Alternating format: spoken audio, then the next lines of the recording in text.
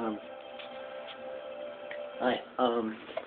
I and Tomas, amigo, just watching some movie during this storm. I have no idea if this is actually going to YouTube, but if it does, I want to say hi to everyone, all those things. Anyway, I want to talk about things that really don't make sense. Like cartoon characters. You know how like Donald Duck and like Squidward with Squidward tentacles, they don't wear pants, they wear shirts.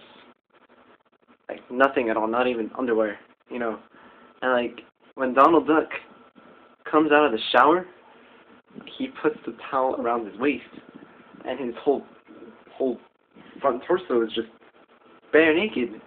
And then, if he wears a shirt all the time, he must be covering something. But then he's covering his bottom half, so that just doesn't make sense. And same thing with Squidward. Like, he was strutting around naked just because he didn't have a shirt on. And it was awful. It was awful. But you don't realize that it's awful until his shirt is off, not his pants, because he doesn't even have pants. Anyway, yeah, I really had to get that out. Really had to get that out. Alright, I'm gonna watch this movie. And spin around in circles.